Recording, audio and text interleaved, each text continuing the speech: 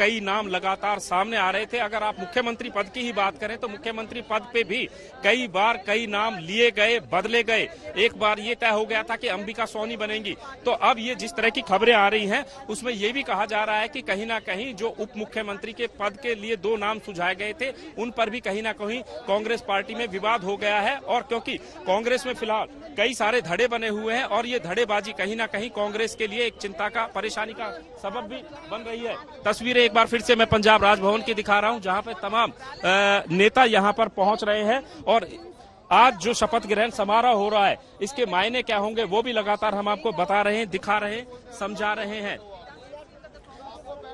और अब ये कहा जा रहा है कि जो ब्रह्म महिंद्रा का नाम था उप मुख्यमंत्री के पद के लिए, वो नाम कहीं ना कहीं चेंज किया गया है और उप मुख्यमंत्री की जगह ओपी सोनी का नाम हो सकता है। तो ये वो कयास हैं जो लगातार यहाँ पर लगाए जा रहे हैं, बार बार नाम बदले जा रहे हैं। और इन नाम बदलने के पीछे की वजह यह है कि कांग्रेस में कहीं ना कहीं जो अंतर्कलह है वो जारी है और उस अंतर्कलह की वजह से ही चन्नी का नाम तो बहुत सोच विचार के मंथन करके लिया गया और ऐसा लगा कि शायद थोड़ी सी सहमति अमरिंदर की भी है, लेकिन आज शपथ ग्रहण समारोह में अमरिंदर का ना आना क्या ये दिखा रहा है कि नाराजगी अभी वैसी ही है, कुछ कम नहीं हुई? देखिए अर्पिता, पिछले 48 घंटों में जो उलटफेर हुए हैं उनको आप देखें।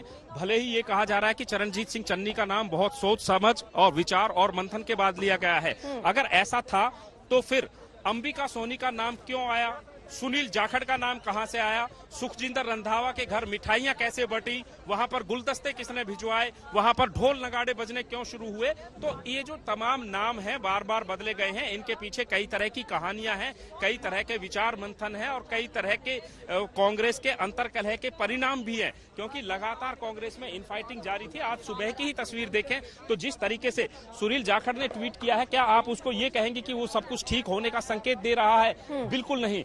हालांकि सुनील जाखड़ अभी यहाँ पर बैठे थे, उन्होंने किसी तरह की कोई वेव नहीं की, कोई विक्ट्री साइन नहीं किया और मुंह लटकाए हुए गाड़ी में बैठे हुए अंदर गए हैं। अभी सुबह उन्हीं के भतीजे जो पंजाब किसान आयोग के चेयरमैन थे अजय वीर सिंह जाखड़, उन्होंने अपने पद से इस्तीफा दिया है।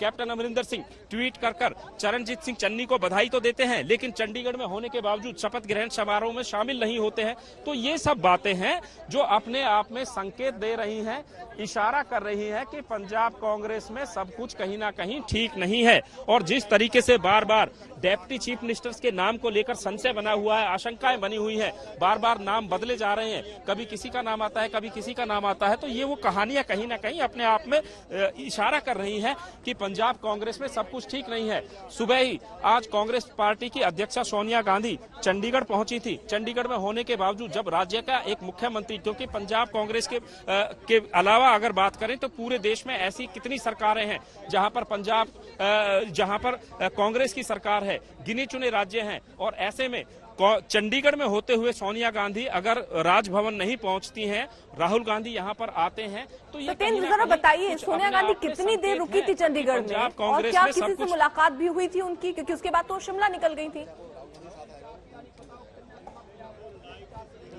देखिए, जब सोनिया गांधी सुबह 7 बजे करीब चंडीगढ़ इंटरनेशनल एयरपोर्ट पे पहुंची, वहां पर लैंड किया, लैंड करने के बाद उन्होंने वहां से अपना काफिला बदला, उसके बाद बाई रोड वो शिमला गई हैं। लेकिन वो चंडीगढ़ में तकरीबन 20 से 15 मिनट वहां एयरपोर्ट पे ठहरी हैं और उन्होंने यहां पर चंडीगढ़ पंजाब के किसी भी नेता से किसी तरह की कोई मुलाकात नहीं की, क्योंकि उनका व्यक्तिगत निजी कार्यक्रम था। प्रियंका गांधी ऑलरेडी शिमला पहुंची हुई है अपने बच्चों के साथ छुट्टियां मनाने, उनका घर शिमला में बना हुआ है और सोनिया गांधी भी वहीं पहुंची। कहा यह भी जा रहा है कि राहुल गांधी शपथ ग्रहण समारोह के बाद वो भी शिमला जा सकते हैं। हालांकि इसकी अभी पुष्टि नहीं हुई है, लेकिन यहां पर जो सूत्र हैं वो ये कह रहे हैं कि शायद राहुल गांधी भी परिवार के साथ शिमला में शामिल हो सकते हैं।